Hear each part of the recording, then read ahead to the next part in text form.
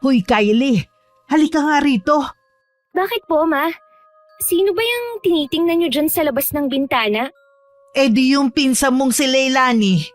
Tingnan mo nga ang suot, wala nang itinatago sa katawan. Bakit ba kasi hinahayaan lang siya ni Tita Nami mo na magsuot ng ganyang mga sexy na damit? Lalo na po sa university na pinapasukan namin. Puro lalaki ang kasama. Ang landi. Hindi na ako magtataka kung isa sa mga araw na ito lumobo ang tiyan niyan. Sayang lang ang pagpapaaral ng mga magulang niya sa kanya. Hindi man lang inisip na mahirap ang trabaho ng mga magulang niya. Sinasabihan ko naman siya bilang nakakatanda niyang pinsan. Pero siya pa ang nagagalit at pakikialam daw ang pagmamalasakit ko sa kanya. Eh yung mga ganyang tao wala nang pag-asa at walang mararating. Kung gaano naman kahinhin ng ina, kabaligtaran naman ng anak. Kapag hindi siya nakapagtapos, walang dapat sisihin kundi siya mismo. Oo nga. Hay nako, tsaka na nga tayo magkwentuhan, baka malate pa ako. Sana sa susunod makasama na kita sa pagsisimba. Opo, Ma. Sa susunod makakasama na ninyo ako. Kailangan ko lang talaga kasing mag-review Sana gayahin ka ng pinsan mong si Leilani. Isang huwarang anak at estudyante. Asa pa kayo? Puro kalandian lang naman ang alam nun. Sa bagay nga. Pero kakausapin ko pa rin ang mga magulang niya para mapagsabihan ng anak nila. Baka kasi hindi rin nila alam ang ginagawa ng pinsan mo Ang mga taong puro negatibo ang puna sa kapwa ay may tinatagong sariling insecurities. Kung palapintas ka, huwag magtataka kung ikaw din ang babalikan ng masasakit na salita. Magandang araw sa iyo, Miss Gwen, at sa lahat ng mga taga-subaybay ng inyong channel. Isa rin po ako sa masugid niyong taga-subaybay at gusto kong magbahagi ng aking karanasan. Ako po si Leilani, 25 years old at tubong bataan. Kasalukuyan po ako may trabaho at kapisan ko pa rin ng magulang at mga kapatid ko sa bahay. Ang ibabahagi ko po ay tungkol sa kamag-anak namin. Nasimula pa lang mainit na ang dugo sa amin ng pamilya ko. Siguro ang isa sa dahilan nila ay hindi kami nakakaangat kumpara sa iba naming kamag-anak. Noon kasi isa lang kasambahay ang nanay ko. At construction worker naman ang ama ko at minsan sumasideline din siya sa pamamasada ng tricycle para maitaguyod kaming tatlong magkakapatid. Kuya Boyong! Oh, Josie, galing ka ba ng simbahan? Hindi ba halata? Ay, oo nga pala, may misa ngayon. Ginabi ka yata. Tinapos na kasi namin yung trabaho ngayon. Mabuti nakita kita ngayon. Si ate Nami ba lingguhan pa ang uwi? Oo. Minsan nga hindi pa nakakauwi kasi hinihintay niya na lang yung sahod. Ano ba yung sasabihin mo sana sa akin? Tungkol kay Leilani. Huwag ka na magtaka kung hindi siya makapagtapos ng pag-aaral. Uy, bakit mo naman nasabi yan? Hindi mo ba nakikita kung paano manamit ha? Wala nang itago sa katawan Sabi pa ni Kylie, puro lalaki daw ang kasama niya sa university nila. May tiwala naman ako sa anak ko. At saka hindi naman yata tamang husgahan mo lang ang isang tao batay sa kung paano siya manamit at kung sino mga nakakasama niya. Nagpapaalala lang ako. Dahil tingin ko dahil sa kaabalahan niyo sa trabaho, nakakalimutan niyo ng gabayan ng mga anak ninyo. Puro pa naman babae. Ay, salamat kung nagmamalasakit ka sa anak ko. Huwag ka mag-alala. Kahit abala kami ni Nami sa trabaho, hindi kami nagkukulang sa pangaral sa mga anak namin. Mabuti naman. Mahirap na kasing mabuntis na maaga. Sayang ang hirap niyong mag-asawa, makapag-aral lang silang magkakapatid. Nasa sala kaming magkakapatid nang dumating si Itay. Sabay-sabay pa kaming tumayo para salubungin siya at magmano. Bilang panganay sa akin nakatoka ang pagluluto at iba pang gawain sa bahay. Nakaluto na ako ng hapunan namin at hinihintay na nga lang ang pagdating ng aming ama. Kahit mahirap lang ang buhay namin kumpara sa ibang kamag-anak, Tinuruan naman kami ng mga magulang namin na makontento sa kung anong meron lang. Pagkatapos ng hapunan, ang dalawa kong nakababatang kapatid na nagpresenta na maghuhugas ng mga pinggan. Binalikan ko naman ang librong binabasa ko. Bigla naman tumabi sa akin si Itay. Akala ko gusto lang niyang maupo sa tabi ko. Ang sipag mo talagang mag-aral Imbis na nagpapahinga ka na lang. Ayoko po kasing makalimutan kong inaral namin nung mga nakaraan eh. Ay, tama yan, anak. Wala naman kasi kami maipamamana kundi ang makatapos kayong magkakapatid para hindi kayo matulad sa amin ng inay nyo.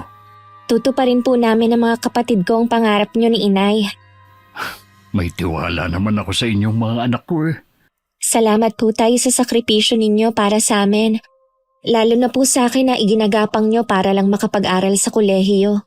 Aminin man natin o hindi, palala na ang mga tao ngayon. Ang respeto nila nakabase na sa kung ano ang katayuan mo sa buhay. Ayoko lang na maranasan ninyo ang maliitin ng ibang tao. Ang madalas naman pong gumagawa niyan ang mismong kamag-anak natin. Akala nyo kung sinong walang kapintasan, ang tataas ng tingin sa mga sarili. Huwag mo na lang silang pansinin. Basta mag-focus ka lang sa pangarap mo. Ganun naman po ang ginagawa ko eh. Ay, nagkita nga pala kami ng tita Josie mo kanina. Galing siyang simbahan. Siguro po meron na naman siyang sinabi sa inyo. Hindi naman ako naniniwala sa kanya. Ang hilig mo muna sa iba, hindi niya nakikita ang sariling dumi sa mukha. Kaya nga minsan nababara ko. Siya pa naman ang head ng mga pastoral tapos ganun ang ugali. Kahit ano pang hindi magandang ibato sa'yo ng tita mo, huwag mo na lang dibdibin at igalang mo pa rin siya. Ganon kabait si Itay. Kahit noon, hindi namin siya narinig na nagsalita ng hindi maganda sa mga taong nakapaligid sa amin. Mga magulang ko ang dahilan kung bakit gusto kong makapagtapos ng pag-aaral. Hindi naman lingid sa akin ang mga sinasabi ng mga kamag-anak namin kapag nakatalikod ako. May mga pagkakataong nasasaktan din ako sa mga binabato nila sa akin. At gusto ko sanang sumagot. Iniisip ko lang din kasi ang mga magulang ko at ang mararamdaman nila.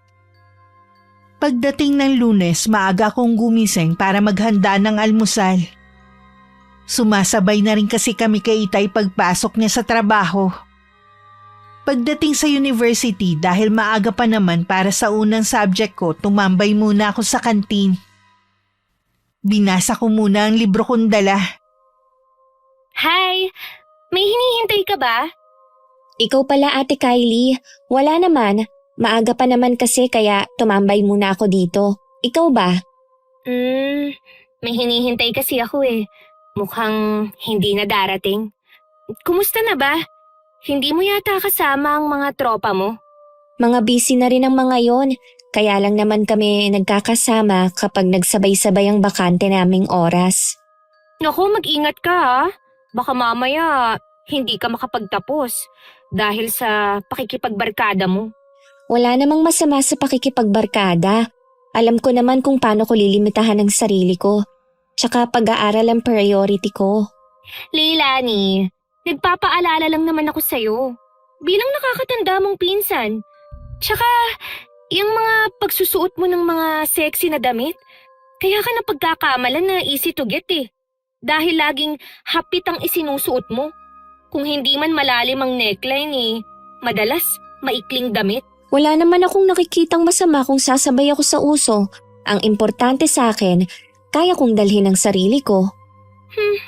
Sana katulad mo rin ako na malakas ang loob.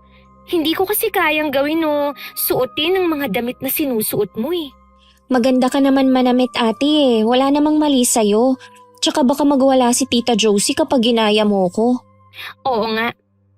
Paano? Maiiwan na kita ha? Palapit na kasi ang mga kaibigan ko rito.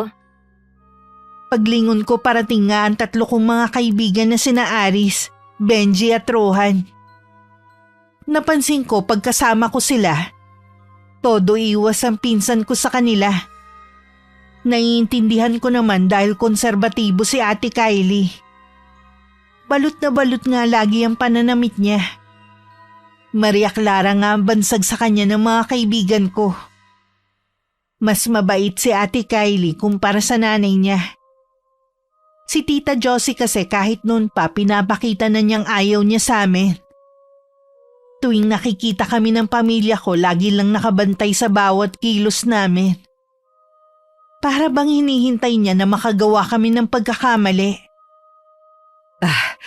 Kumusta ang araw mo, Iha? Okay naman po, Ma. May oras talaga na nakakapagod mag-aral. Normal lang naman yan. Konting tiyaga pa matatapos ka na rin sa pag-aaral. Hindi na po ako makapaghintay na dumating ang araw na yun. Ay, sa wakas mapapantayan mo na ang mga pinsan mo na nakapagtapos. May kausap na nga akong mga kakilala kung saan ka pwedeng pumasok ng trabaho eh. Mamimili ka na lang kung saan mo gusto. Salamat, Ma. Dahil lagi kayong nandyan para suportahan ako. Tsaka palakasin ang loob ko. Siyempre naman anak. Lagi kami nandito ng papa mo para ibigay lahat ng mga pangangailangan mo. Huwag ka lang magtatampo sa kanya kung lagi siyang wala. Alam mo namang abala yun sa trabaho eh. Naiintindihan ko naman po siya. Ama, nagyayaya po kasi si Angeline sa bahay nila. May gagawin lang kami na may kinalaman sa isa naming subject. Kami po ang magkagrupo eh. Okay lang ba kung doon ako matutulog? Ayos lang naman anak, may kinalaman naman pala sa pag-aaral eh. Ngayon ka na ba aalis? Mag-aayos lang po ako ng mga gamit tapos diretso na rin kami sa eskwelahan bukas. Magdala ka ng pwede mong ipasalubong sa kaibigan mo para hindi naman nakakaya. Sa labas na lang po ako bibili ng ipapasalubong. O sige, bibigyan na lang kita ng extra pera. Baka magutom kayo, di pwede kayo magpa-deliver. Ay, thank you, Ma. Ang bait niyo po talaga. Walang kamalay-malay si Tita Josie na meron palang ginagawang milagro ang anak niya. Tuwing nagpapaalam ito na makikitulog sa kaklase. Masyado kasi siyang abala sa pakikialam sa buhay ng iba. At madalas kami ng pamilya ko ang lagi niya napupuna. Katulad na lang ng araw na yun. Naabutan niya ako sa labas ng bahay. Dahil mainit, nakasando lang ako at maiksing short na maong. Ano ba yung suot mo, Leilani? Kita na yung singit mo ah. Dito ka pa talaga nakatambay, harap lang ng kalsada itong inyo. Hindi naman po ganun kaiksi ang suot ko. Mainit po kasi kaya nakasando lang ako. Ano ba kasi ang ginagawa mo dito sa labas ha? May parcel po kasi akong hinihintay, Tita Josie. Tumawag kanina, mukhang bago lang dito magde-deliver. Kaya inaabangan ko na para hindi na maligaw. Ay sus, nagagawa mo pa talagang umorder online wala ka pa namang trabaho. Gagamitin ko naman po yun sa pag-aaral ko. Kung totoo yan, pwede naman siguro manghiram ka na lang sa mga kaklase mo. Kesa naman gumastos pa ang mga magulang mo. Napag-usapan na rin naman namin ito ng mga magulang ko. Hanggat kaya po nilang ibigay ang mga pangangailangan namin, ibibigay nila. Oo na.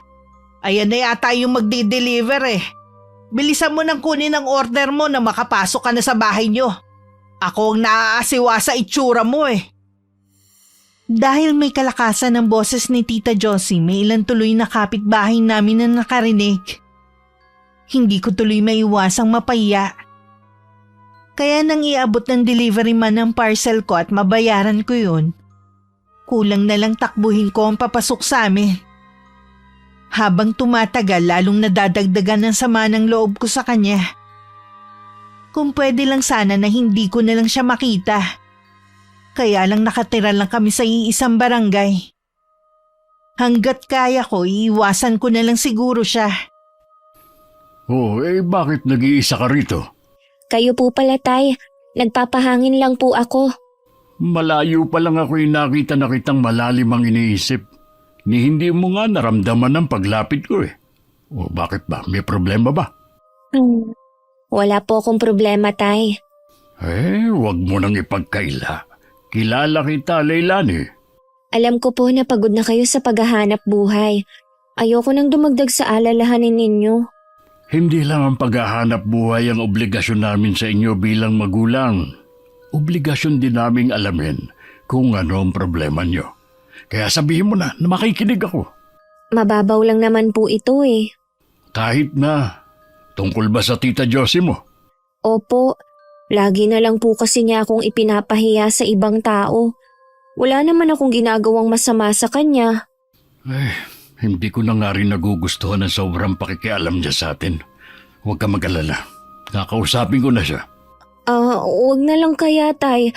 Ayoko po na lumaki pa ang gulo dahil sa akin. Ilang beses ko na rin kasing pinalalampas ang ginagawa niya. Pero sumusobra na rin kasi siya. Kilala niyo naman po si Tita Josie. Laging tama ang tingin niya sa sarili. Tsaka kapag nasusukol na siya, nahihimatay na siya bigla. May sakit po ba talaga siya o umaarte lang? Hindi ko rin alam kung totoong may sakit nga siya. Wala naman kasi akong nababalitaan na naospital siya dahil nagkasakit. Palagay ko po dahilan na lang na yun para hindi siya managot. Nakakapikon na po kasi minsan eh. Ang mabuti pa. Tara na sa loob. Nagpabili ako sa 2 ng fishball at kwek-kwek sa kanto. Sabi ko, damihan ng sos at paborito mukha ko yon. Si tatay talaga, alam na alam kung paano mawawala ang inis ko. Siyempre naman, kabisado na kita. Alam ko na isa yon sa nakakapagpaganda ng mood mo. Tara na nga po, baka nandyan na po ang 2, maubusan pa tayo. Masaya na kami ng pamilya ko sa mga simpleng bagay lang. Kahit nga maliit lang ang sahod ni Inay kapag araw ng sweldo niya. Lagi siyang naglalaan ng oras para makapamasyal kami. O di kaya makakain sa fast food. Ayaw kasi nilang maramdaman na nagkukulang sila sa amin. Hindi man sila katulad ng iba. Masasabi kong maswerte pa rin kami sa pagkakaroon ng mabait at responsableng mga magulang. Kinabukasan, nagtaka ko kung bakit hindi nakabihis si Itay. Yun pala, wala na siyang trabaho dahil tapos na ang bahay na ginagawa nila. Kakausapin daw nito ang kumpare na kung pwede ilabas ang isa nitong tricycle. Lingid din sa akin, balak puntahan ni Itay si Tita Josie sa kanila para kausapin. O Kuya Boyo, ang aga mo naman yatang pumunta rito. Wala ka bang trabaho? Wala na. Galing kasi ako kay Parang Berto. Kaya tumuloy na rin ako rito. May lakad ka ba ngayon? Mamaya pa naman ako pupunta ng simbahan. Ano bang kailangan mo? Lagi kang laman ng simbahan at ikaw pang head ng pastoral. Sana naman, isinasabuhay mong homily ng pare. Hindi yung papasok sa isang tenga at lalabas naman sa kabila. Hindi ko yata gusto ang pananalita mo. Ano ba problema mo? Tigilan mo na sana ang pamilya ko, lalo na si Leilani. Wala naman siyang ginagawa sa'yo para pahiyain mo lagi. Ibang klase rin naman ang anak mo, no? Siya na nga itong pinagmamalasakitan eh. Siya pa talaga ang galit? Sinabi ko naman sa iyo na kami na ang bahala ni Nami sa pangangaral sa mga anak namin. Huwag mo sana kami laging pangunahan. Mas kilala namin mag-asawa ang mga bata. Kaya nga ganun ang asal ni Leilani dahil wala naman kayo mabuting maipangaral sa anak nyo. Dahil kayo mismong mga magulang hindi marunong magsimba. Kaya ang mga anak nyo hindi nakakakilala ng kung ano ang pagkakaiba ng mabuti at masama. Hindi lahat ng pumapasok sa simbahan totoong pananampalataya. Wala pa sa kalahati ng nagsisimba sa lugar natin ang naniniwala sa Diyos. Ang ilan, pakitang tao lang naman para lang masabi na nagsisimba sila. Napakalapastangan mo talaga. Mabuti na lang walang kidlat. Dahil kung hindi, baka tinamaan ka na sa kinatatayuan mo ngayon. Hindi ako tatamaan ng kidlat dahil alam ng Panginoon ang nasa kalooban ko. At saka tigilan mo na ang paggamit sa pangalan niya. Maitim naman ang budhi mo at wala ka nang ginawa kundi pulaan ang mga mali ng iba. Ang kapal ng mukha mo para sabihan ako na maitim ang budhi.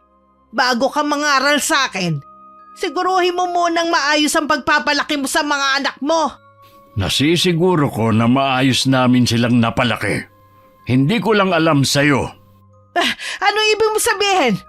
Kuya Boyong, huwag ka munang umalis. Ano kaya ang ibig niya sabihin? Hindi na mawala-wala sa isip ni Tita Josie ang mga binitiwang salita ni Itay sa kanya. Hanggang sa loob ng simbahan, nag-iisip pa rin siya. Hanggang matapos tuloy ang misa, wala siyang naintindihan sa humili ng pare. Hindi rin niya naiintindihan ng mga sinasabi ng mga kasama niya.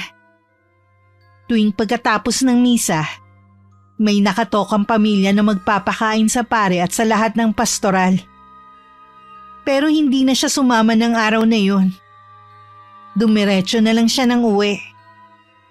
Naabutan na rin niya ang pinsan ko sa bahay nila. Oma, ang aga niyo pong umuwi ngayon.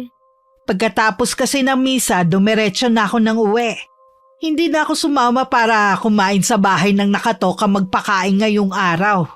Masama po ba ang pakiramdam niyo? Hindi naman, iha. Kanina pa kasing umaga ako wala sa mood eh. Bakit naman po? Sinira kasi ng Tito Boyong mo ang araw ko. Ano po ba ang ginawa niya? Ayun, ipinagtanggol ang anak niya. Hindi niya matanggap na malaswang manamit ang pinsan mong si Leilani. Ay nako, natural na ipagtanggol niya dahil anak niya. Pero sana, wala siyang masasamang sinabi sa inyo. Eh yun na nga eh. Hindi ko matanggap na sasabihin niya yun sa akin ng harap-harapan. Ako na regular na nasa simbahan tapos sila mag-anak kahit kailan eh. Hindi man lang makaalala na magsimba. Dito pa lang sa lupa eh, sinusunog na ang mga kaluluwa nila. Nako, itaga mo sa bato. Hindi magtatapos yung pinsan mong yun. Sa asta pa lang niya, siguradong magbubuntis yun ng walang ama.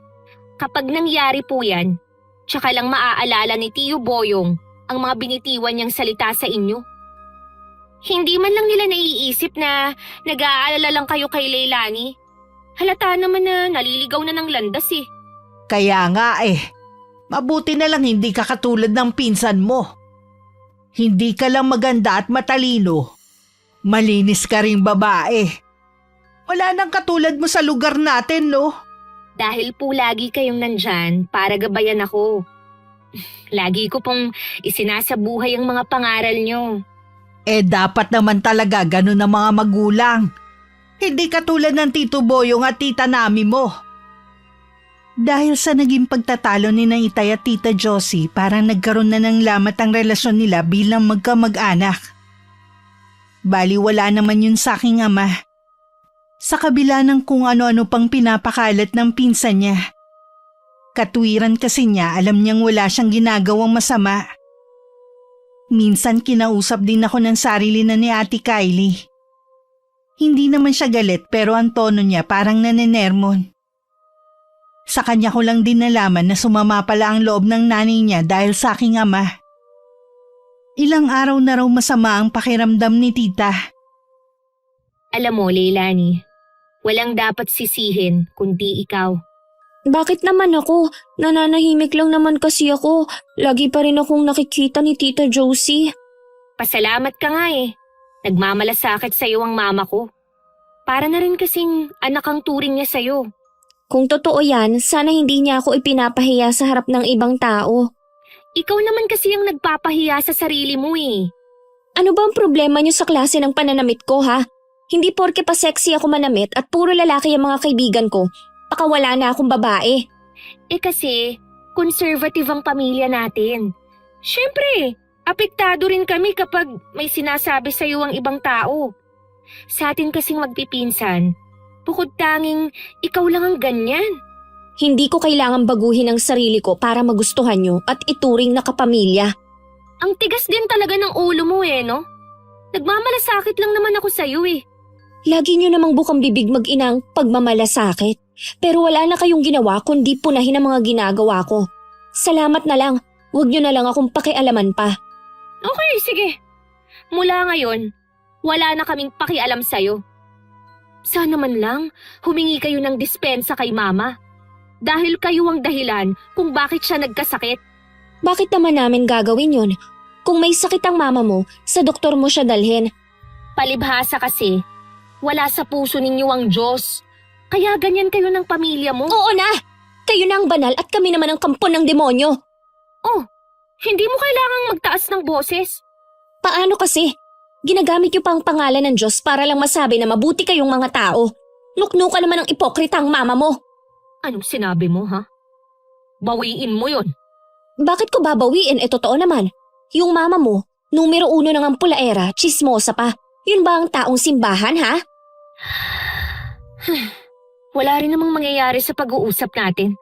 Sadya talagang sarado na yung pag-iisip mo. Kung sa bagay, gano'n naman yung mga magulang mo. Saan ka pa ba magmamana? Hindi na ako sumagot pa. Sinundan ko na lang ng tingin ang papalayong si Ate Kylie. Alam kong nagtitimpi lang din siya sa akin kanina. Akala ko nga sasaktan niya ako dahil nakita ko ang pagkuyom ng mga kamao niya. Bilib din talaga ako sa malakas na kontrol niya sa sarili. Tapos na rin naman ang klase kaya umuwi na lang ako. Hindi ko na muna binanggit ang nangyari sa pamilya ko. Gusto kong kaharap din si inay kapag ipinaalam ko sa kanila. Mula nang magkaroon kami ng matinding pagtatalo ni Ate Kylie, iniwasan na niya ako sa eskwelahan. Pinagkibit-balikat ko na lang yun.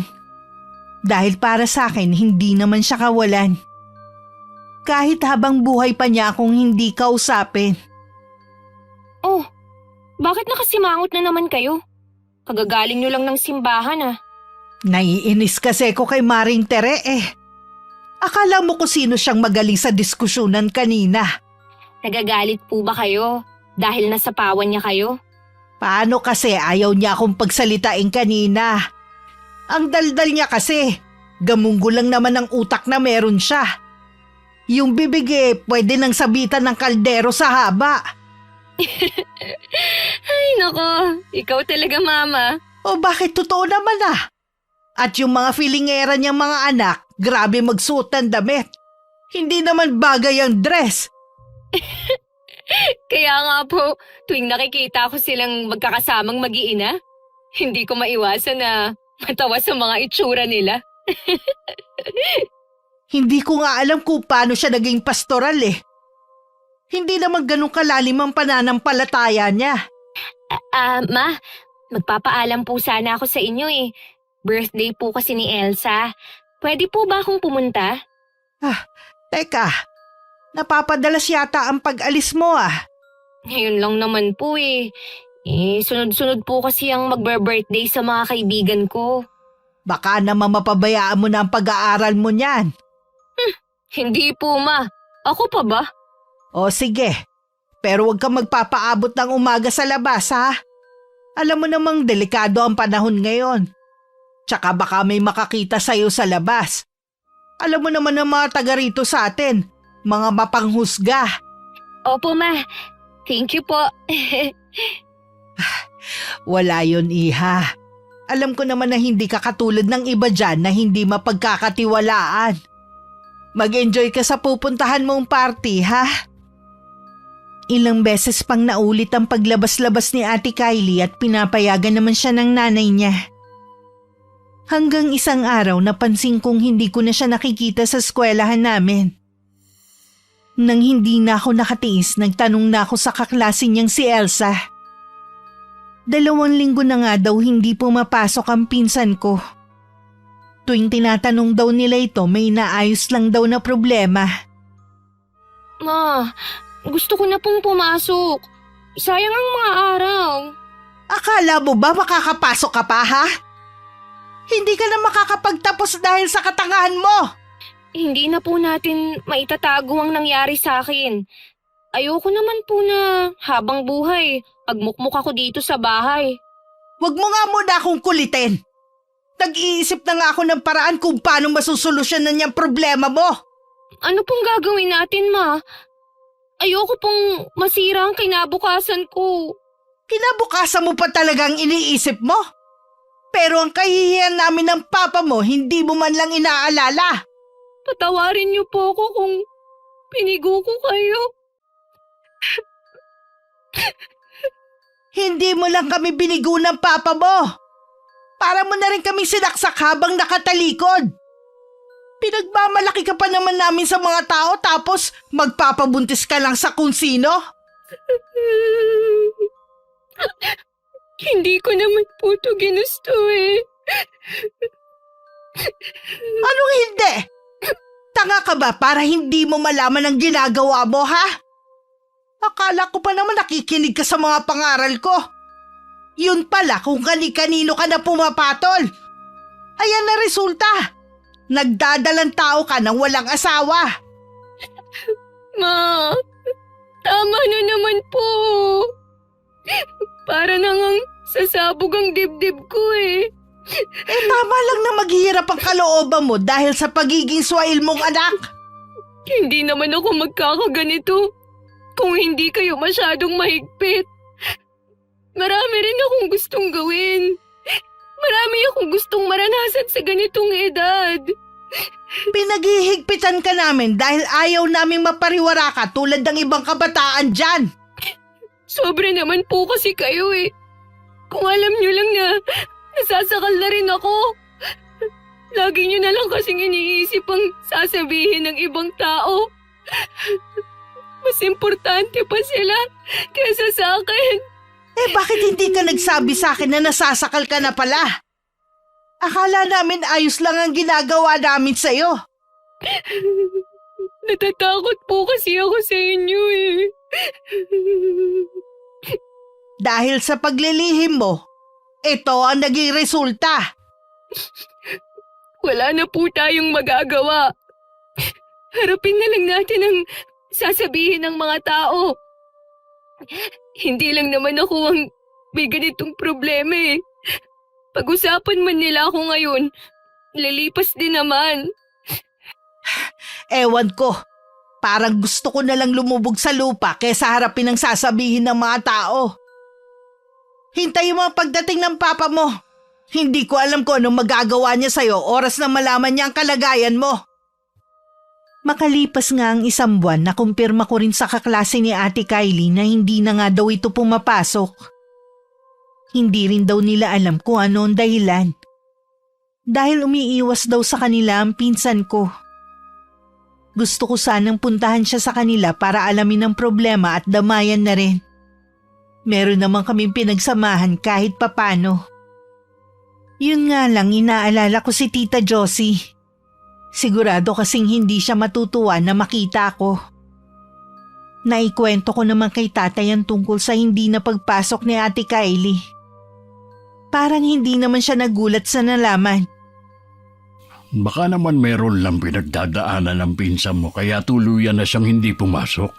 Yun nga din po ang naisip ko. Pero ano naman kaya? Ay bakit hindi mo siya puntahan sa kanila? Gusto ko nga po sana, kaya lang baka hindi magustuhan ni Tita Josie na pumunta ako. O hindi naman siya ang dadalawin mo kundi si Kylie. Pag-iisipan ko po. Ay, hindi ko rin maiwasan na mag-alala. Sayang din kung titigil siya sa pag-aaral. Sayang po talaga. Ano kaya ang reaksyon ni Tita Josie? Baka siya may gusto na hindi na mag-aral si Kylie. Wala rin po kasing alam ang mga kaklase niya sa dahilan ng paghinto niya sa pag-aaral. Kung mabigat man ang dahilan, lalabas din ang totoo. Alam mo naman dito sa lugar natin, walang lihim na hindi nabubunyag. Oo nga po, mabuti pa, maghintay na lang tayo. Hindi rin naman lumalabas ng bahay nila ang pinsan ko. Para bang meron siyang tinatago. Naisip ko nga na baka may malubha siyang sakit. May nakarating din sa aming balita na nagbitiw na raw bilang head ng pastoral si tita. Ang ibinigay lang daw na dahilan nito para mas matuunan niya ng pansin ng pamilya. Marami rin ang nagsasabi na tuwing nasa simbahan nito wala nang ginawa kundi umiyak. Na parang mabigat ang pinagdadaanan. Hanggang isang araw may kumalat na balita na nagdadalang tao daw si Ate Kylie. Noong una hindi ako naniwala. Dahil kilala ko siya na wala pang nagiging nobyo at mahinhin kumilos. Pero nung ako na mismo ang nakakita sa maumbok niyang tiyan, tsaka lang ako naniwala. Ate Kylie, kumusta ka na? Tagal na rin nating hindi nagkita Ayos lang naman. Ikaw, kumusta na? Okay naman. Saan ka galing? Galing ako sa OB ko. Totoo pala ang mga naririnig kong balita. Oo, totoo yun. Sige, mauuna na ako sa'yo Baka hinihintay na kasi ako ni Mama. Napatango na lang ako. Marami pa sana akong gustong itanong kaya lang nauunahan naman ako ng hiya. Nakasunod pa rin ako ng tingin sa kanya nang dumating na si Itay. Kasama ko kasi si Itay at sinundo namin si Inay para ipa-check up sa ospital na yun. Ilang araw na kasi siyang nilalagnat at pinauwi muna siya ng amo niya. Ay, sino bang tinatanaw mo dyan? Nandyan na pala kayo, Tay. Si Ate Kylie po nandito po siya kanina. Dito rin pala siya nagpapa-check up. Oh, sinong kasama niya? Siya lang po mag-isa. Malaki na po ang tiyan niya. Kailan kaya siya manganganak? Kausap mo na siya kanina, hindi mo pa tinanong. Nahihiya naman po ako magtanong. Parang siya tuloy ang nagbayad sa mga pinagkagawa ng mama niya. Oo nga po, naalala ko kung paano niya ako pagsalitaan na baka hindi ako makapagtapos ng pag-aaral dahil nabuntis na. Yun pala, sa anak niya mangyayari. Ay, sana naman ay maging aral na yun sa kanila. Hindi tama na maging mapanghusga sa kapwa dahil lang sa kung anong nakikita ng kanilang mga mata. Dahil hindi ako mapakali sa nangyari kay Ate Kylie, palihim ako nag-imbestiga at nagtanong sa mga kaklase niya. Pagkatapos ng ilang araw, nalaman ko rin ang lihim niya. Ang mahinhin kong pinsan pala tuwing gabi nagbabago. Nagiging wild. Mahilig uminom sa mga pinupuntahan ng mga bar. Iba't ibang lalaki din ang nakakasama nito. At hindi alam kung sino sa mga to ang ama ng pinagbubuntis niya. Sa tingin ko naman sobrang kahihiyan na rin ang naranasan niya at ng buong pamilya niya. Kaya minabuti ko na lang na itago na lang yun. Para hindi na madagdagan ng kahihiyan nito.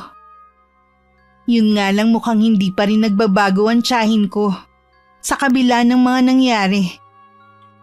Kayo po pala, Tita Josie. Si tatay po ba ang sadya nyo? Maya-maya pa po kasi ang uwi niya. Pwede ko ba siyang hintayin na lang para hindi na ako babalik? Sige po, tuloy po muna kayo. May gusto po ba kayong inumin? Huwag ka na mag-abala pa. Aba, ang laki na ng pinagbago ng bahay niyo Dati wala namang kayong gamit. Ngayon halos mapuno na. Yung iba po dyan, binigay ng amo ni nanay. Ang swerte naman ng nanay mo sa amo niya. Kaya din siguro siya nagtagal sa pangangamuhan. Nagustuhan din po kasi ng mga amo niyang Chinese ang serbisyo ni inay. Gusto nga ng mga yun na kapag bumalik na sila sa bansa nila, isasama nila ang nanay namin. Swerte naman niya. Pero ayaw naman po ni inay dahil sa bukod na may edad na po siya, ayaw niyang iwan kami kahit malaki pa ang sasahurin niya. Siya lang ang kilala kong kasambahay na maswerte sa amo. Oo nga po Nasaan nga pala ang dalawa mong kapatid? Nasa bahay po ng mga kaklase nila. Ikaw bakit bihis na bihis ka yata? May lakad ka ba? May pupuntahan po ako na kaibigan na may birthday. Bakit hapon na? Gabi nga po yung party kaya maya-maya pa po ko aalis. Hihintayin ko muna ang pagdating ni Itay. Sa tingin mo kaya maniniwala ako sa'yo Makikipagkita ka lang sa lalaki Tingnan mo nga yan suot mo na naman. Hindi ka na talaga nagbago. Totoo po, nasa birthday ng isang kaibigan ako pupunta. Hindi ko na po problema kung maniwala kayo o hindi. Bastos ka talagang sumagot, no? Sa bagay nga, wala nga palang nagtuturo sa inyo ng magandang asal. Magandang asal po ba, ha? Baka nakakalimutan ninyo kung ano ang anak nyo ngayon. Huwag mo nga maisama-sama sa usapan ng pinsan mo. Nananahimik siya sa amin. Bago po kayo mangaral sa iba, pangaralan niyo po muna ang anak nyo na huwag magpapakalasing at basta na lang sasama sa lalaking kakakilala lang niya. Hayan tuloy ang nangyari, hindi niya malaman kung sino ang ama. Huwag ka nga gumawa ng kwento. May boyfriend si Kylie at nasa malayo lang. Kayo po ang gumagawa ng kwento. Bakit hindi niyo ipakilala kung sino ang lalaking ama ng ipinagbubuntis ng anak nyo? Wala ka nang pakialam. Pwes, wala din kayong pakialam sa akin. Wala ka talagang modo. Mabuti pa po, sa bahay niyo na lang pupunta si Itay. Huwag niyo na po siyang hintayin dito. paalis na rin kasi ako. Kitang-kita sa mukha ni tita ang hindi pagkapaniwala na pinapaalis ko siya sa bahay namin. Napuno na kasi ko. Kahit sa sarili naming pamamahay, hindi pa rin niya napigilan ang pagpupula niya. Hinintay ko na rin si Itay para ipaalam sa kanya na hinahanap siya ng pinsan niya. Sinabi ko rin sa kanya nangyaring pagtatalo sa pagitan namin ni Tita Josie. Baka kasi kapag nagkita sila, baliktarin ako nito. Ay, pambihira talagang babae yun. Dito pa talaga sa loob ng bahay natin. Pasensya na tay ha, nasagot ko na po siya eh. Anak, hindi tama na sumagot sa mas nakakatanda sa'yo. Pero alam ko naman na nangatwirang ka lang sa tiyahin mo.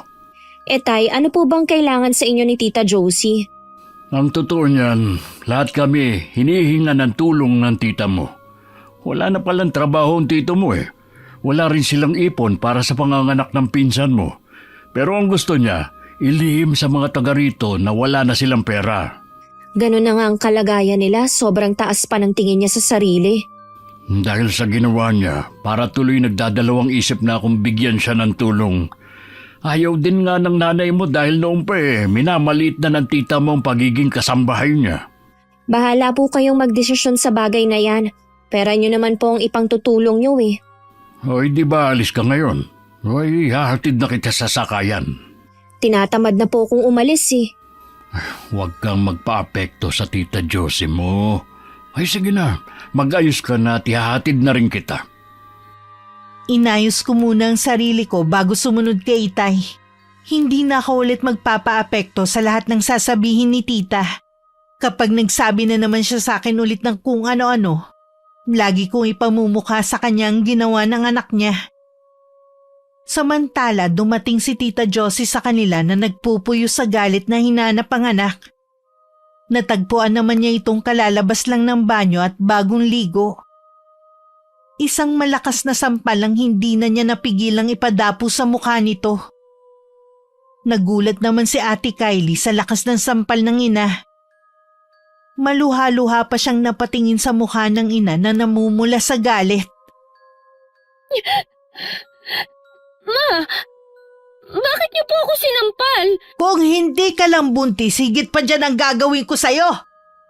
Kahit paulit-ulit ka maligo, hindi na magiging malinis ang pagkatao mo. Akala ko po ba, napatawad na ninyo ako. Bakit nagagalit na naman kayo? Dahil hanggang ngayon, hindi mo pa sinasabi kung sino ang ama ng magiging anak mo. O bakit ka tumahimik? Sa dami ba ng sinamahan mo, hindi mo na alam kung sino sa kanila? Para kang pakawalang babae. Patawarin mo ko, Ma. Huwag mo akong hahawakan. Nandidiri ako sa'yo. Huwag naman po kayong ganyan. Mas kailangan ko kayo ngayon. Alamin mo muna kung sino ang ama ng dinadala mo. Baka sakaling mawala ang galit ko. Paano po? Hindi ko alam. Humanap ka ng paraan. Nagawa mo nga magpabuntis eh. Hindi ko nga po alam kung paano. Tsaka, wala na po akong balita sa kanila. Sino pa nakakaalam ng katangahan mo, ha? Sino pa? Ang alam lang po ng mga kaklase ko, yung pagpunta namin sa bar, tsaka yung pakikipag-date ko. Malamang sa kanila nagtanong ang pinsan mong si Leilani. Ano pong sinabi niya sa inyo? Kung kani-kanino ka raw sumasama kapag nalalasing. Kaya hindi mo alam ang ama ng magiging anak mo. Bakit kailangan pa niyang alamin ang bagay na yun? Ano ba ang pakialam niya? Kaya niya siguro inalam para maipagkalat niya. Gusto niyang gumanti sa atin. Paano po kung ipagkalat nga niya sa lugar natin? E di tatanggi mo. Alangan namang aminin mo yung katangahan na ginawa mo. Mababa na nga ang tingin sa'yo ng mga tao eh. Lalo pang bababa oras na malaman nila kung paano ka nabuntis. Kausapin ko po kaya siya. Para ano pa? Hindi na nga rin ako umaasa na tutulungan tayo ng Tito Boyong mo eh. Isa pa yan sa pinoproblema ko. Ang gagastusin sa panganganak mo. Malay nyo naman po, makahanap agad ng trabaho si Papa.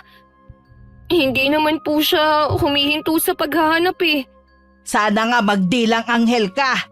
Dahil hindi ko na alam ang gagawin ko. Ay, bakit ba sunod-sunod na kamalasan ang nangyayari sa atin? Ikaw at ang anak mo yata ang nagdala ng kamalasan sa bahay na to eh. Pagkahatid sa akin ni Itay, hindi rin niya natiis na hindi puntahan si Tita Josie.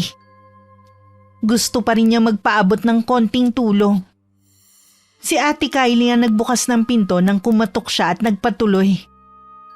Halatang kagagaling lang sa pag-iyak ang pinsan ko pero hindi na nag-usisa si Itay. Agad niyang hinanap ang mama nito. Masama po kasi ang pakiramdam ni Mama mula nung dumating kanina. Ay, ganun ba? O di sa'yo ko na lang ipaabot ang tulong ko. Maraming salamat po sa inyo, Tito Boyong. Balang araw ho makakabawi din kami sa inyo. Hindi naman ako naghihintay ng anumang kapalit sa tulong na ibibigay ko. May isa lang sana akong pakiusap sa mama mo. Tigilan niya na si Leilani. Salaminin niya na sana ang nangyari sa iyo. Wala siyang karapatan na husgahan ang anak ko. Sasabihin ko na lang ho sa kanya. Ay, yun lang naman ang sadya ko. Ay sige, aalis na ako. Salamat po ulit, Tito. Mag-iingat po kayo sa pag-uwi. Tsaka lang lumabas ng silid niya si Tita Josie nang makaalis si Itay. Narinig din niya ang mga sinabi ng aking ama. Agad din niyang kinuha ang pera sa kamay ng pinsan ko at saka binilang. Ay, salamat naman at malaki ang ibinigay ni Kuya Boyong. Siya nga po ang may malaking ibinigay sa atin kumpara sa iba nating kamag-anak na mas may kaya sa buhay. Siguro malaki ang kita niya sa pamamasada niya. Narinig niyo naman po ang sinabi ni Tito Boyong. Tigilan niyo na si Leilani. Tingin ko sa kanya, konti na lang ang natitirang pasensya sa inyo. Oo na. Pagkatapos akong pagsalitaan ng hindi maganda ng babaeng yun, hindi na ulit ako lalapit sa kanya. Mabuti naman ho, dahil gusto ko na rin ng katahimikan. Yun na ang huling beses na tumuntong sa bahay ni na Tita Josie si Itay. Hindi na rin naman sila ulit lumapit sa amin. Nang mga sumunod na araw nabalitaan namin na may trabaho na ulit si Tito Edwin. Sa ibang tao rin namin nalaman na nakapanganak na rin si Ate Kylie. Pero sabi ng mga kamag-anak namin na gustong dumalaw, hindi man lang daw sila pinapasok sa loob ng bahay. Kaya hindi na rin kami nagtangkang dalawin ng pinsan ko at ang baby niya. Hanggang tuluyan na nilang lisanin ang lugar namin. Matuloy na lumipas ang 5 taon. Nakatapos na ako ng pag-aaral at may maganda ng trabaho. Ako na rin ang nagpapaaral sa 2 kong kapatid. Hindi pa rin naman humihinto sa pagtatrabaho ang mga magulang namin dahil gusto daw nilang makaipon. Para hindi maging pabigat sa aming magkakapatid balang araw. Oy, nabalitaan mo na ba anak? Bumalik na raw dito si Tita Josie mo. Silang lahat po ba? Ang tita mo lang at ang pinsan mong si Kylie, pati na yung anak niya. May 1 taon na palang sumakabilang buhay ang Tito Edwin mo. Ni hindi man lang ipinaalam sa atin. Yun na nga Marami nga nalungkot sa balita. Ano bang klaseng pag-iisip meron si Tita Josie? Hayaan na lang natin. Tapos na naman Bakit kaya sila bumalik dito? Ang sabi, malapit daw dito ang pinapasukang trabaho ng pinsan mo. Mula nung umalis sila na wala man lang paalam, parang natabangan na ako sa kanila. Ay siya nga pala, sa linggo imbitado tayo sa birthday ng anak niya. Pupunta po ba tayo? Kayo na lang na mga kapatid mo ang pumunta. May iba kasi kaming lakad ng nanay mo nun Bahala na po. Malay mo, malaki na ang pinagbago nila. Duda po ako. Hindi nga nila ipinaalam sa atin na wala na pala si Tito Edwin Mula nung magtrabaho ka, hindi ka na dumalo sa kahit anong okasyon. Malay mo, doon mo makilala magiging boyfriend mo. Naku tay, huwag na kayong umasa. Aboy, 25 ka na. Wala naman sigurong masama kung mag-uwi ka dito sa bahay ng boyfriend. Hindi po yan ang priority ko sa ngayon. Gusto ko po nang makapagtapos ng pag-aaral ang mga kapatid ko. Pwede mo naman pagsabayin eh. Nagtatanong na rin nga ang nanay mo kung kailan ka magkaka-boyfriend. Huwag po kayong mainip, darating din po tayo dyan. Ay sige, hindi na kita kukulitin. Bago ang araw ng linggo, aksidenteng nagkita kami ni Ate Kylie. Hindi ko siya nakilala agad dahil maliban sa maiksi na ang buhok niya, mas tumanda pa siyang tignan sa tunay niyang edad na 26. Sa grocery din pala na yun siya namimili. Pagkatapos mamili ako na nag-iaya na magmerienda kami.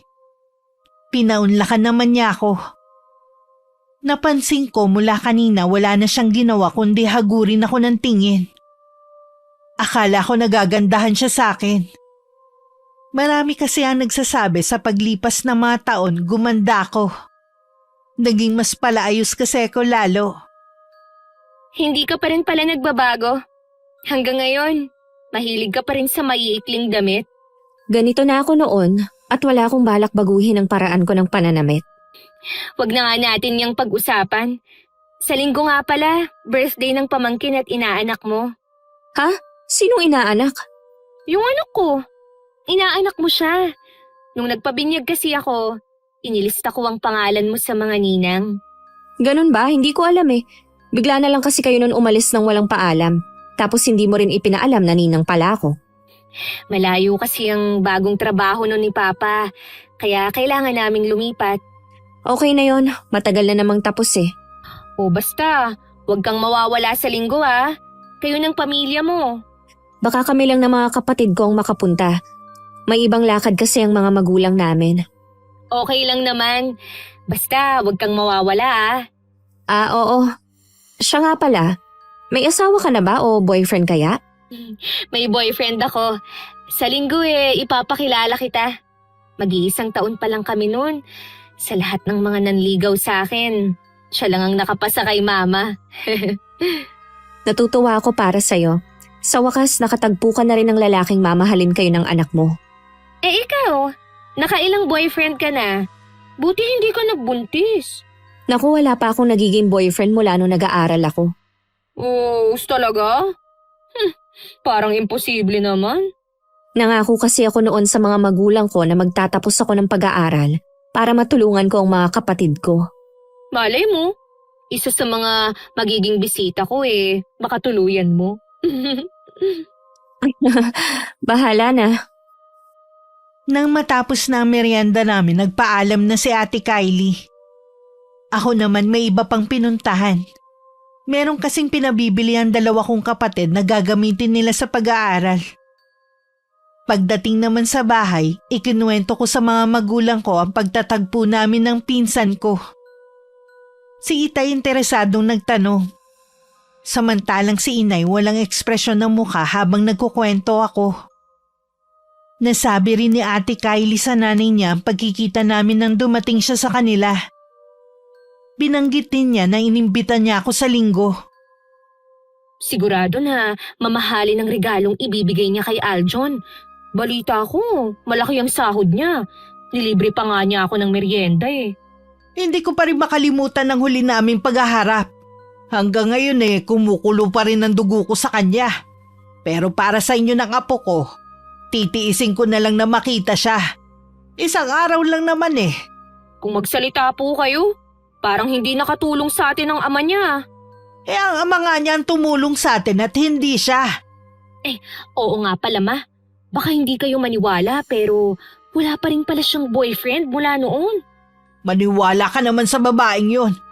Nagmamalinis lang siya. Yun nga rin po ang naisip ko Mabuti sana kung hindi nakikita ang mga lalaking nakakasama niya noon sa university. Swerte lang niya talaga na hindi siya nabuntis. Napaka-ipokrita talaga ng pinsan mong yun. Baka dahil sa kanya masisira na naman ang bawat araw ko. Sa linggo lang naman po kayo magkikita Pakisamahan na lang po natin para walang masabi ang ibang tao. Ano pa bang magagawa ko? Dumating ang araw ng linggo. Hindi rin sumama ang dalawa kong kapatid dahil nagbago ang isip. May lakad daw sila ng mga kaibigan.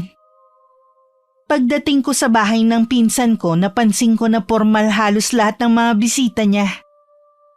Hinanap ko ang mga kakilala ko pero wala sila. Mukhang hindi pa sila dumarating. Dress ang suot ko na hapit sa katawan ko na spaghetti strap. Naalala ko bigla na nakalimutan ko nga pala ang blazer sa upuan sa sala namin. Nang makita ko ng pinsan ko, lumapit siya sa akin. Pero biglang kumunot ang noo ng matitigan ng suot ko. Hoy, Leilani! Ano ba yung suot mo? Hanggang dito ba naman sa birthday ng anak ko? Kapag umupo ka kita na sigurado yung singit mo. Pasensya ka na, te, ha? Nakalimutan ko kasi yung blazer ko. Para ka tuloy putahe kung titigan ng mga bisita. Desente naman tong suot ko, ah. Saan banda, ha? Hapit na hapit ang damit sa katawan mo. At ang iksi nga, oh. Kita pa yung buong likod mo. At konting galaw pa, masisilipan ka na ng hinaharap. Ito nga palang regalo ko sa anak mo. Nasaan nga pala siya? Nasa kwarto pa. Binibihisan ni Mama. Doon ka nga muna sa sulok maupo. Ah, sige. Sa mga oras na yun parang gusto ko na lang umuwi. Bigla kasi akong nanliit sa harapan ng mga bisita na hindi ko naman kilala. Ang mga kalalakihan tuloy nagkaroon ng mali siyang tingin sa akin. Pasimple kong pinasadahan ng damit ko. Approve naman sa mga magulang ko ang damit na suot ko ngayon. Kaya alam kong hindi ito malaswa. Ilang sandali pa si Tita Josie naman ang namataan kong papalapit sa akin. Gaya ng reaksyon ni Ate Kylie, nakakunot din ang mukha nito. Tama nga ang sabi ni Kylie. Hindi ka pa rin nagbabago. Iha, bata ang may birthday, hindi matanda. Hindi naman siguro masama kung nagsuot ka ng disenteng damit. Nakikita mo ba ang suot ng mga bisita? Sana po sinabihan niyo ako kung ano ang dress code sa araw na to. Marunong naman po akong sumunod. Wala ka bang sentido, kumon, ha? Bata nga ang may birthday Wala naman po akong nakikitang mali sa pananamit ko, ah. Ang isip niyo lang po ang marumi. Wala ka pa rin talagang pagbabago. Palasagot ka pa rin hanggang ngayon. Mas lalo na po kayo. Mas lalo pa nga pong lumala ang pagiging pulaera ninyong mag-ina. Mabuti pa, Iha, umuwi ka na lang kaysa masira ang okasyon. Pasensya ka na, Leilani, ha? May pagkakonserbatibo kasi ang mga bisita ko Ayoko naman na pagpiestahan ka nila. Sige, pero bago ako umalis, huhubaran ko muna kayo ng maskara para naman makilala kayo ng mga bisita nyo. Anong gagawin mo? Huwag kang gagawa ng eskandalo rito. Hindi mo magugustuhan ang gagawin ko sa'yo. Mga disente yung mga nandito. Halos lahat sila mga taga-simbahan. Os, talaga po ba? Ang lakas niyong pulaan ng klase ng pananamit ko. Buong pagkatao ko, hinusgahan niyo na. Samantalang ikaw, Ate Kylie, kaya lang naman nabuntis noon dahil sa paglalasing mo sa bar at kung sino-sinong nakakasama mo. Tumahimik ka! Umalis ka na! Aalis na talaga ako. Mag-enjoy sana kayo. Ma! Pinuko niya ako sa mga bisita ko! Si Marlon! Sundan mo siya! Dali! Alam ko naman sumobra ang pagkamaldita ko kanina. Pero hindi naman ako nakakaramdam ng pagsisisi sa ginawa ko. Humingi na nga ako ng pasensya, hindi pa sila nakontento. Ipinaya pa talaga nila ako sa mga bisita na alam ko namang sinadya nila. Tama lang na ibalik ko sa kanila ang ginawa nila sa akin. Pagdating sa bahay, wala na ang mga magulang ko at mga kapatid. Nagmukmuk na lang ako sa kwarto. Siguradong kakausapin ni Tita Josie ang mga magulang ko dahil sa ginawa ko. Hindi naman ako natatakot. Dahil alam kong wala akong ginagawang masama sa kanila.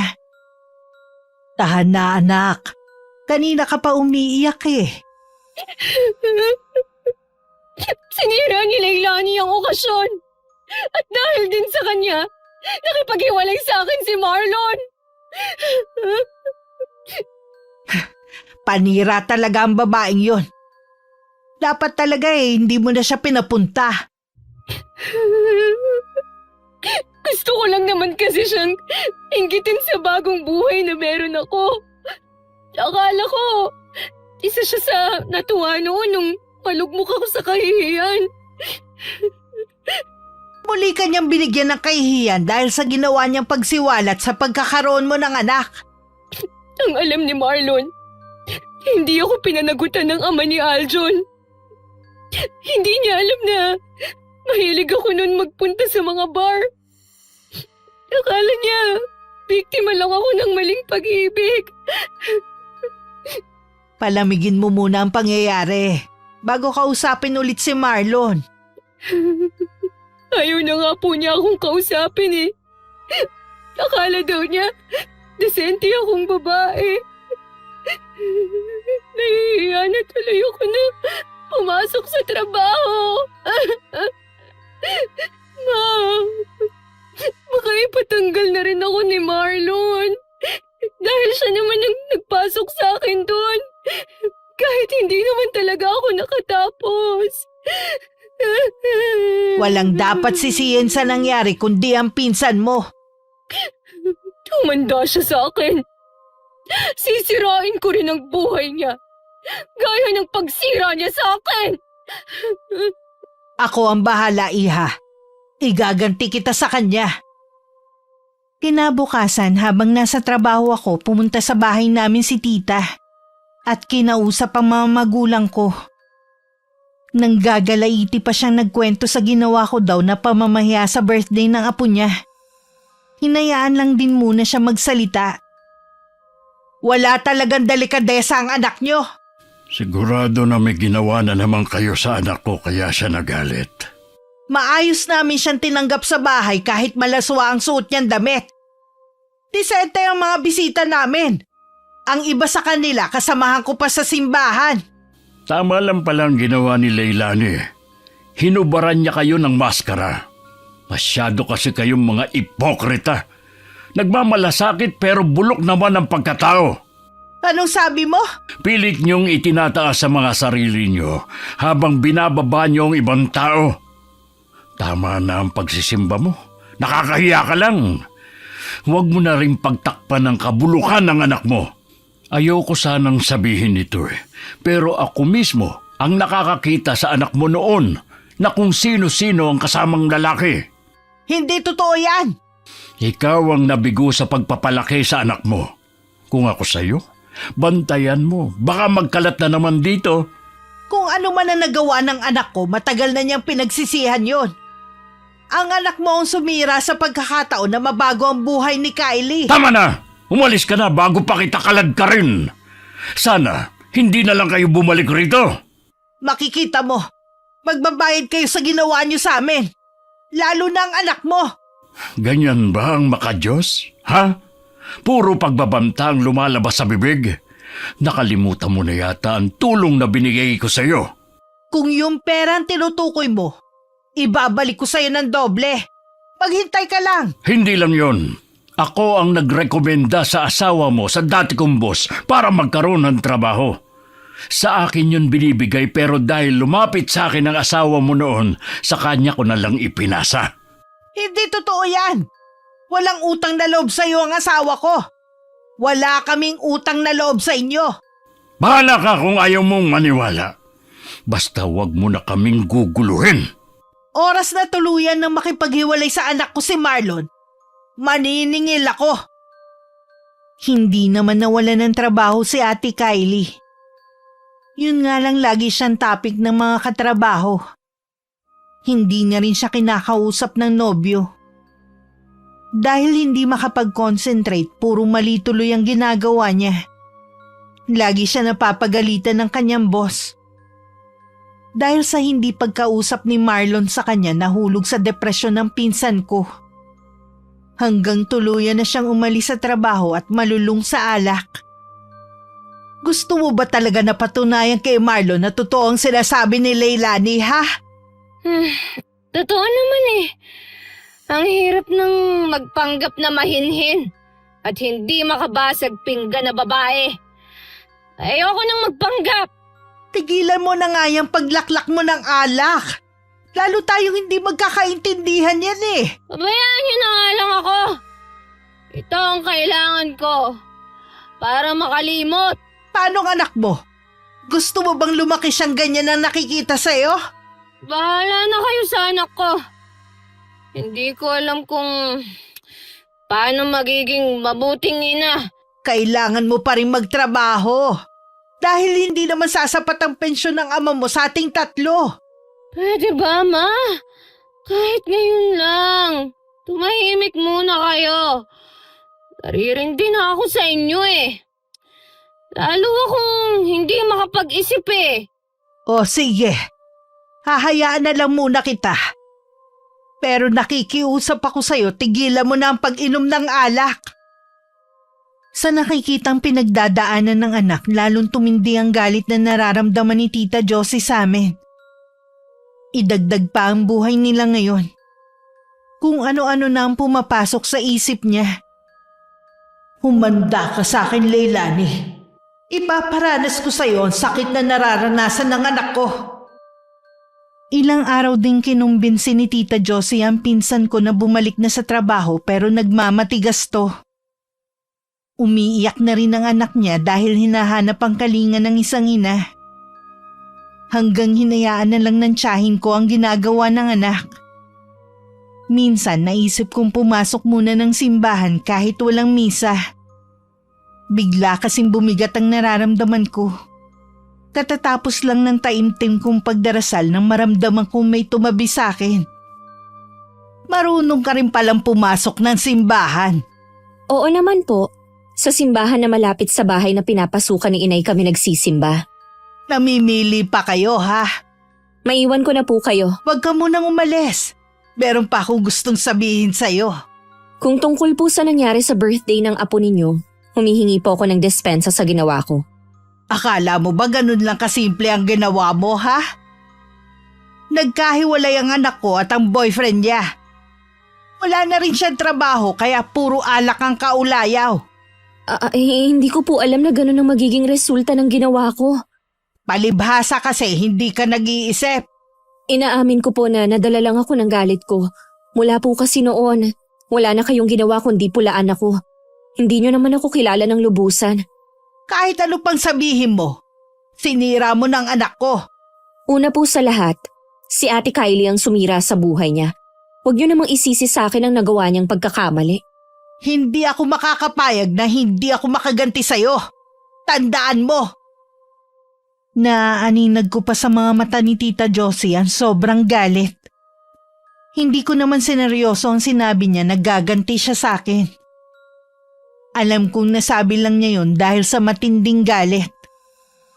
Lingid sa akin, lumapit si Tita sa isang mangkukulam para humingi ng tulong. Para bigyan ako ng karamdaman bilang ganti.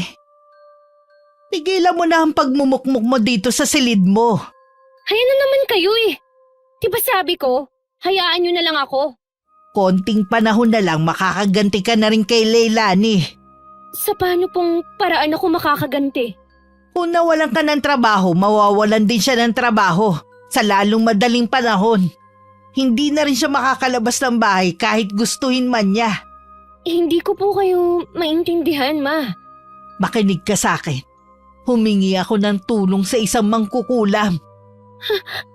Pinakulam niyo si Leilani? Oo, hiniling ko sa mangkukulam na bigyan siya ng matinding karamdaman. Gusto ko siyang maghirap din gaya ng nararanasan mo. Tama lang sa kanya yun. Akala mo kasi kung sino siya. Siguro naman gaganda na ang mood mo. Oo, Ma. Hindi na ako magmumukmok. Mabuti naman. Bumalik na rin ang dating lakas ni Ate Kylie. Naghahanap na rin siya ng bagong trabaho kahit patuloy siya sa pangungulit kay Marlon. Baka sakaling maawa to sa kanya at makipagbalikan. Nang mga oras ding yun, hindi ko na makaya ang sama ng pakiramdam ko. Nilalamig ako pero tagaktak naman ang pawis ko. Mainit din ang singaw ng katawan ko. Dahil sa biglaang pagsama ng pakiramdam ko, hindi ako nakakapasok sa trabaho. Sa umagay nangihina ka, Tapos pagdating ng hapon, inaapoy ka ng lagnat. Hindi kaya may impeksyon ka sa loob ng katawan? Hindi ko po alam, Tay. Ngayon lang naman kasi nangyari sa akin to eh. Oo nga eh. Sa inyong magkakapatid, ikaw ang malakas ang resistensya. Ay mabuti pa, dadaling ka na namin sa ospital. Ayoko po, Tay. Uy, bakit naman? Natatakot po ako.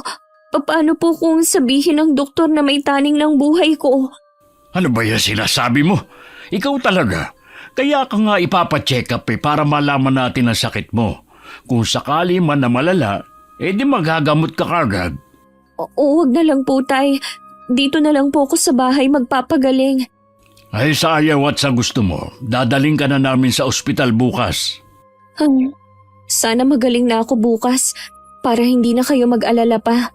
Ay kumain ka rin kasi ng marami para lumakas ka agad. Para po kasi akong nasusuka kapag nasusobrahan ako ng kain eh. Uy, kung may gusto kang kainin, sabihin mo lang para bumalik agad yung gana mo sa pagkain. Salamat po, Tay, sa pag-aalaga niyo sa akin kahit malaki na ako. Hanggat kaya namin ng inay mo na alagaan kayo, hindi kami magsasawa. Napakaswerte po talaga namin sa inyo ng mga kapatid ko. Nag-aalala nga rin sa iyong dalawa mong kapatid. Gusto ko nang pauwiin muna dito ang inay niyo eh. O wag na po, Tay. Ayoko na pati si inay. Maabala sa trabaho niya. Kaya kailangan malaman na natin ang sakit mo. Sige na nga po, Tay. Maisara na nga pala itong bintana kahit maaga pa. Baka mamaya makalimutan na naman. Humakbang ang Itay palapit sa bintana para sana isara yun. Pero bigla siyang natigilan. Sa labas kasi may isang matandang babae ang nakatayo at nakatingin mismo sa bahay namin. May ilang sandali ring nakipagtitigan yun kay Itay bago mabilis na naglakad palayo. Tay, Ha? ayos lang po ba kayo? Kanina ko pa po kasi kayo tinatawag eh. May nakita kasi akong matandang babae sa labas eh. Hindi siya pamilyar. Dito sa bahay siya nakatingin.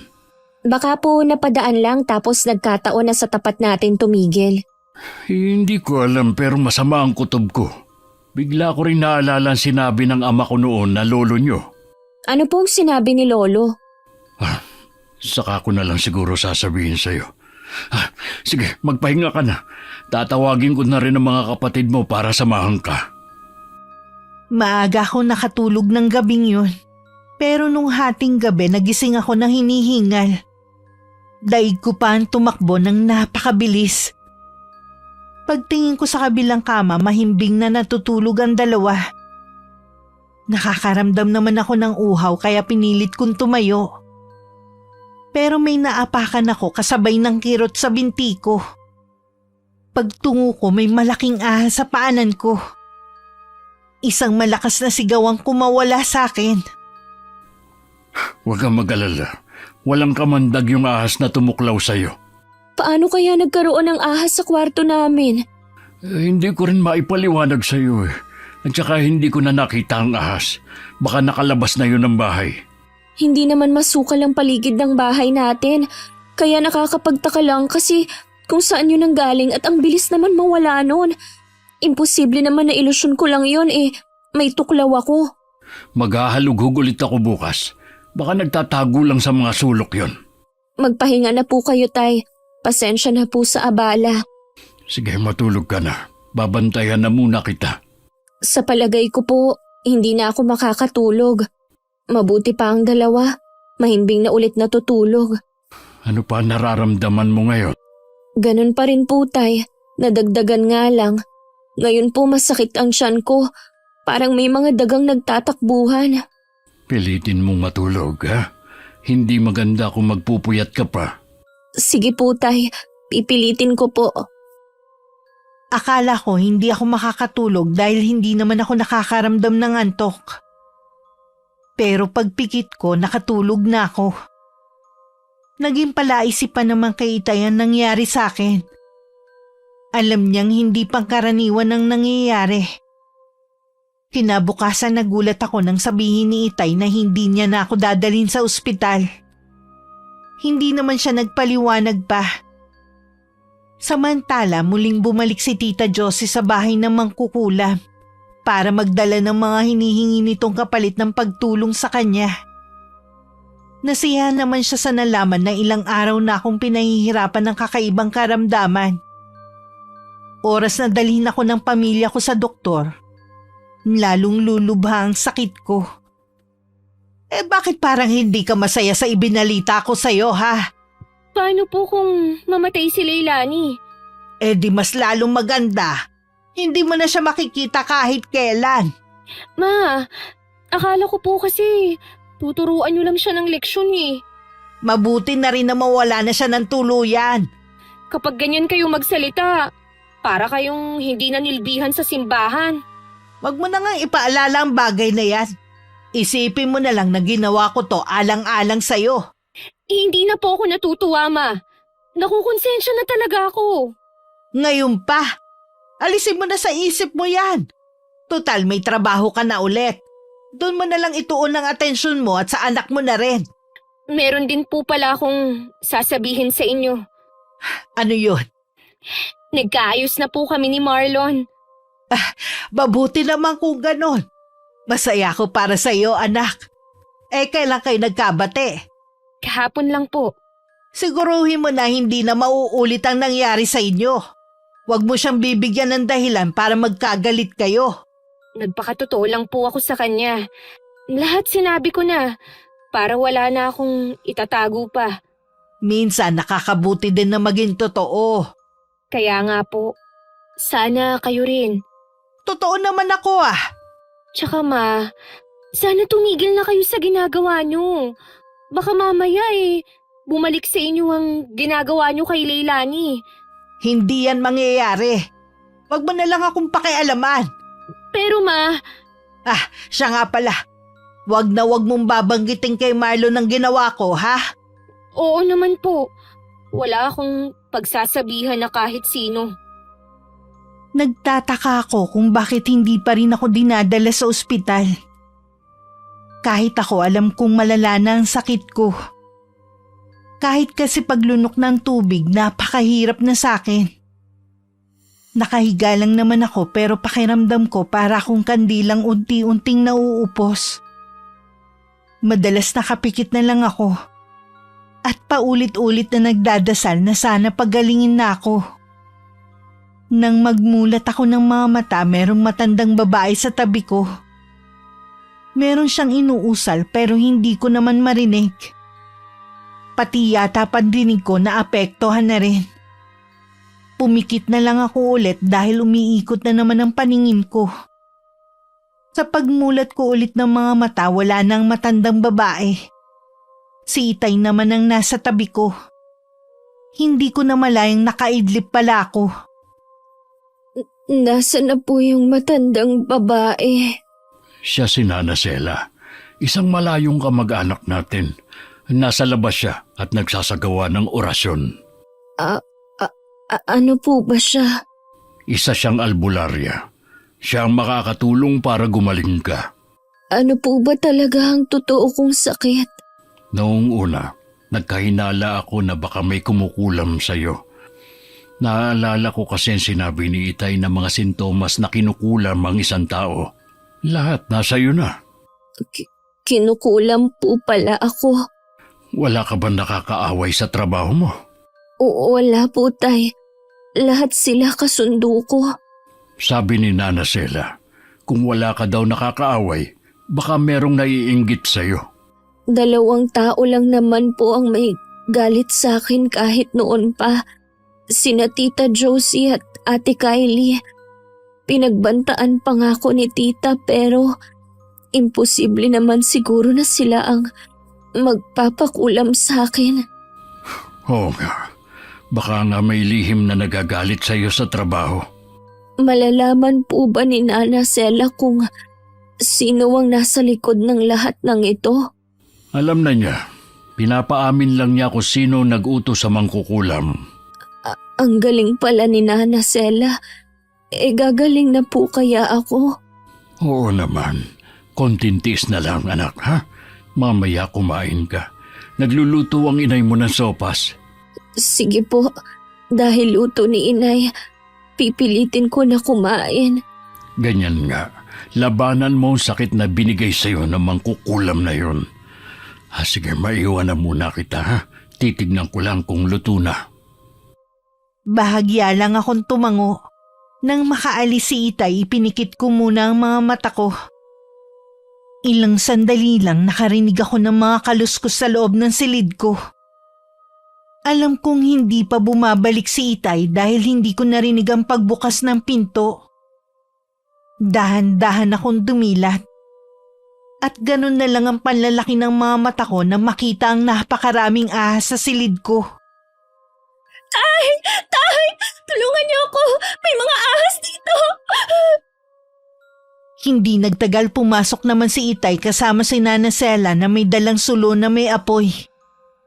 Iwinasiwas niya yun sa mga ahas. Sa pagkamangha, nagiging abo ang mga yun tuwing tumatama sa kanilang apoy. Hanggang maubos lahat ng mga ahas. Kahit wala na, nanginginig pa rin ako sa takot. Wala na sila. Hindi ka na nila masasaktan. Ano bang nagawa kong kasalanan? Bakit ako gustong saktan ng mga taong yun? Minsan, hindi kailangan ng malalim na dahilan para manakit ng kapwa. Nakakalungkot lang na ang karunungang itim pa ang ginamit para maisagawa ang masamang hangarin. Alam niyo na po ba kung sino ang nasa likod ng lahat ng nangyayari sa akin? Oo, Iha. Malapit sa inyo may gawa nito. Binalot na siya ng puot kaya hindi na niya alam ang ginagawa niya. Minsan talaga nakakabulag ang maling paraan ng pananampalataya. Akala ng iba porke pumapasok ka sa loob ng simbahan, sinunod mo na ang kalooban niya. Hindi po kaya sila. Oo anak, sila nga nagpakulam sa'yo. Paano nila to nagawa sa akin? Kahit sa isip lang hindi ko sila pinaghinalaan. Akala ko na normal lang sa mga magkakamag-anak na nag-aaway. Pero hindi ko akalain na aabot sa ganito ang paghihiganti nilang mag-ina. Kailangang magbayad sila sa ginawa nila sa akin. Magbabayad na sila anak. Mas matindi ang pagdadaanan ng tita Josie mo sa ginawa niya sa'yo. Mula ngayon magiging normal na ulit ang buhay mo. Pero hindi sa kanila. Sa ginawa nilang ito, habang buhay silang magdurusa. Nang mga sandaling yun, natataranta na si Ate Kylie kung anong gagawin niya sa ina. Para kasing nawawala na ito sa tamang katinuan. Kung ano-ano na kasi ang sinasabi at nakikita sa paligid. Naiiyak na ang pinsan ko dahil ang dami na niyang hiningan ng tulong. Pero ni isa walang dumating. Ma! Ano po bang nangyayari sa inyo? Maniwala ka sa akin, anak. Merong papatay sa akin, kaya kailangan mo ko itago. Walang papatay sa'yo, Ma. Akala mo lang yun. Halika na sa kwarto mo. Babantayan kita. Hindi nga pwede. Kailangan itago mo ko dahil parating na ang alien na sasakop sa mundo. Ma, umayos naman kayo. Bakit ba kayo parang nag-iisip bata? Ma, ito na ba yung kabayaran sa mga ginawa natin kay Leilani? Oh, bakit ka umiiyak? May nag-away ba sa'yo? Sabihin mo kung sino. Akong bahalang gumante. Tama na po, Ma. Masama ang kumante. Lalo na't wala namang ginagawa sa atin yung taong yun. Sige, hindi na ako gagante. Huwag ka nang umiyak. Sige, hindi na ako iiyak. Basta magpahinga na kayo sa kwarto nyo. Sasamahan ko po kayo. Hindi na ako magtatago. Hindi nyo na po kailangang magtago. Ako ang bahala sa inyo. Poprotektahan ko kayo. Gaya ng ginagawa nyo sa akin nung maliit ako. O sige, may tiwala naman ako sa iyo eh. Tara na po, Ma.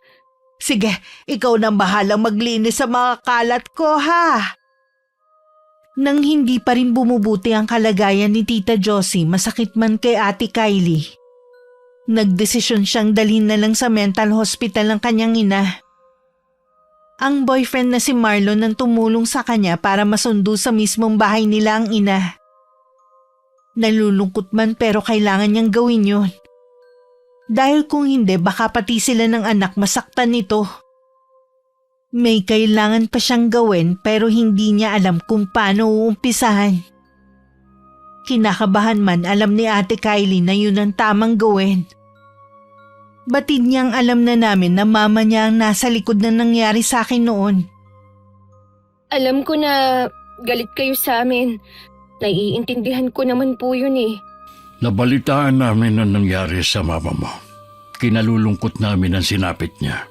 Pinagbayaran lang po niya ang ginawa niya kay Leilani. Hangad ko pa rin na sana gumaling siya para makasama niyo mag-ina. Iyon nga po ang lagi kong ipinagdarasal na sana magkaroon ng himala. Na gumaling siya. Iyon na lang po ang pag-asa para gumaling pa si Mama. Habang tumatagal kasi, palala na ng palala ang kalagayan niya. Ano ba ang dahilan ng pagpunta mo dito? Luluhod ako para maramdaman mo ang taus-puso kong paghingi ng kapatawaran. Hindi mo kailangan lumuhod sa harapan ko. Nararamdaman ko naman na bukal sa loob mo ang paghingi ng tawad. Mas matindi ang parusa sa amin. Ginamit pa kasi namin ang pangalan ng Panginoon para makapanira ng kapwa. Tama lang siguro to sa amin. Kalimutan na natin ang nangyari. Magbagong buhay ka kasama ng anak mo. Ngayon mag-isa ka na lang, masigit kang kailangang maging malakas dahil meron na sa iyong umaasa. Opo, Tito. Alang-alang sa anak ko. Gagawin ko po. Sigurado naman na aalalayan ka ni Marlon para unti-unting makaahon. Wala na ulit kami. Ayaw raw niyang magkaroon ng biyena na katulad ni Mama. Ayos lang.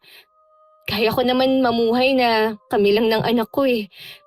Yun siguro ang dahilan kaya niya ibinigay ang anak ko. Para may makasama ako. Hindi man tayo naging malapit sa isa't isa noon, may pagkakataon pa para maging malapit tayo. Kapag may kailangan ka, huwag kang mag-aatubili na lumapit sa amin. Maraming salamat sa inyo. Dahil sabik na rin sa apo, madalas na iiwan sa bahay ang pamangkin ko. Muling nagkaroon ng kulay ang bahay at napuno ng halakhakan dahil sa anak ni Ate Kylie. Alam kong hindi ganun kadali ang pinagdadaanan ng pinsan ko. Kaya lagi kaming nakaalalay sa kanya bilang bago niyang pamilya.